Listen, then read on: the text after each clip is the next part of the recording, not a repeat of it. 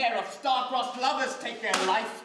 The fearful passage of their death-marked love is now the true... Joe Carlaco's adaptation of the famous Romeo and Juliet, a tragic tale of love, lust and loss, made its South African debut at the National Arts Festival. The play is pretty much intact, and he's cut it up and spliced it together and set it in a boarding school where 4 boys in a dormitory in the 1950s have an illicit copy of Romeo and Juliet because it's a bit racy, and they're in a Catholic boarding school and they have this copy and they perform the play, and then it kind of takes over. The Shakespeare was the easy part because Mercutio is Mercutio, and but the schoolboys and their characters and how they have to be involved in one scene where they're all fighting and pillow fighting in the dorm, and then out of that they go into another. A play within a play, Shakespeare's R&J tackles important issues such as homophobia, which span time and space.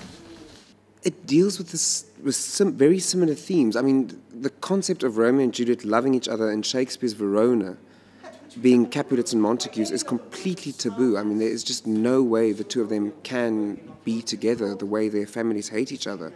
And then within the context of this particular adaptation, the concept of these two schoolboys actually being together in the 1950s in a very austere Catholic boarding school is as taboo, so it is as brave of them to try and make their relationship work.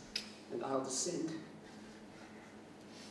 The boy who becomes aware of the relationship between the two other boys is decidedly homophobic and can't cope with it, and he's the boy that plays Tybalt, who ultimately kills Mercutio and threatens to kill Romeo. So those kind of themes of lack of tolerance and hatred and jealousy and all of that are in the schoolboys and in the play. It is a woman's responsibility to maintain the comfort and the decency of her family.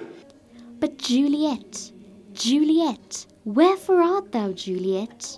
I think Shakespeare originally wrote for men. Young boys played all the female parts. And it's an interesting twist. I mean, I think there's definite gender issues and sexual orientation issues that are being addressed in this particular all-male production.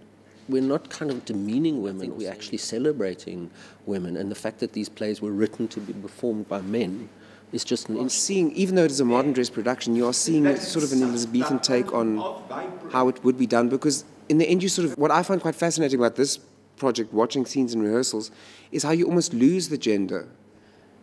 You know it's a boy playing Juliet, but the language, the character just takes over, and you suddenly believe, without a costume, without a wig, without anything, that this guy is actually playing Juliet.